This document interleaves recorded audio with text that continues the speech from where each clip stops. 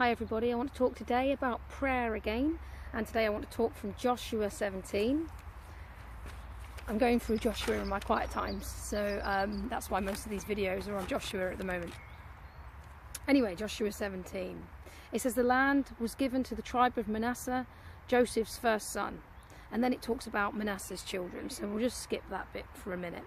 But then it says, a bit further down, that one of Manasseh's children had no sons, and he had 5 daughters. And so it gives you the names of the daughters, and one of them, just, it's interesting, was called Noah. I've never really met a girl called Noah, but one of them was called Noah. Anyway, so they go to the priest. Now in these days, women did not own land. Men owned land, and men owned women. But this son of Manasseh, who was a son of Joseph, had no sons, only 5 daughters. And they're coming into the promised land, and basically the land had been promised to the families, but usually it would be the sons who would inherit it. Women didn't inherit it. But these 5 women come to the priest, and it says, they said this: the Lord told Moses to give us land like the men received. So the priest obeyed the Lord and gave the daughters land, just like the brothers of their father. And then it goes on, and it doesn't really even mention them again. It just says the family groups and what land they received.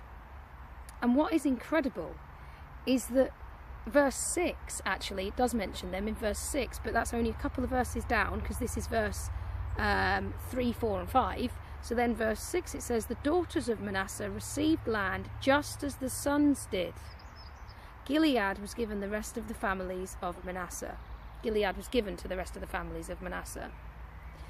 And what I want to say about prayer is this: there's a lot of things that happen in the Old Testament, and they give us a lot of symbolism and symbolic meanings to different things that's talked about in the New Testament, and that we live in our spiritual life. It's incredible how history has been recorded, and we can see how God worked in history, and we can see how God still works with us. So here's these 5 women. They should get nothing because they're women, but they're bold enough to go to the priest and say, God said that every family should have land, and we should have land the same as the men. And what does the priest do? It doesn't say, so the priest bent the rules. No, it says, so the priest obeyed the Lord, literally. So Eleazar the priest obeyed the Lord and gave the daughters the land just like their brothers. Now in human culture, they shouldn't have got land. Just the same as in human culture, Deborah should never have been a judge in Israel, because women were subservient. They were under the men. In human culture, this shouldn't have happened. But God moves in human culture to show God's heart. Isn't that incredible? And you know, so often today when we're praying, we're like, well, this can't happen and that can't happen because this religious rule says, and that religious, and that minister thinks, and this minister thinks, and the rest of the church thinks. And God loves to jump into our culture and go, I'm above your culture, I'm above your rules. Now, I'm not saying he doesn't have things that he wants us to obey, and I'm not saying he doesn't have standards, or he doesn't have some things that he can't change, because God cannot, will not accept sin. And the reason he won't accept sin is because he loves us.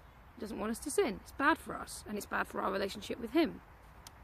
I'm not going to ever, personally, ever give cigarettes to my children. That's my personal choice. The reason is, I don't want to kill them. I hate cigarettes. My dad died of tongue and throat cancer, so you won't find me ever giving my child money for cigarettes, no matter what age they are. I will never do it, because to me, that can destroy them. God is the same with sin.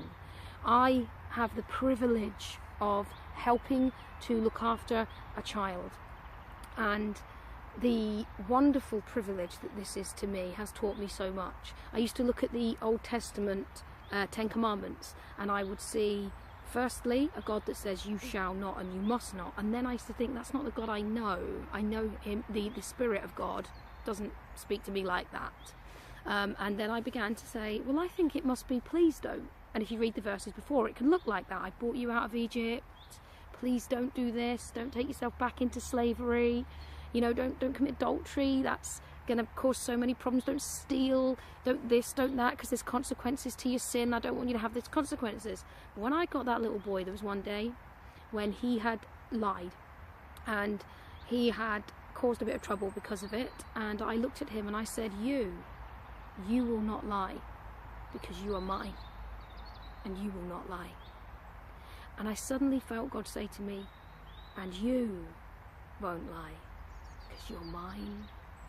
You know, I look at that child and I say to him, I want the best for you. I want the best, and I will do everything I can to get you the best.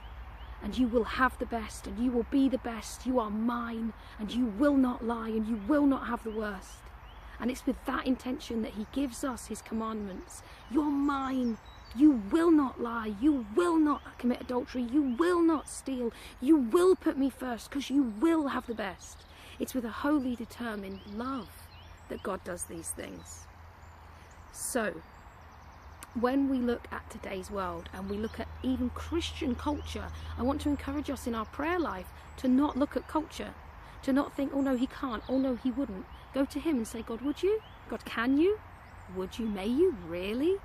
And see what he says, because he works outside of culture. Do not limit your prayers by anything other than his Spirit.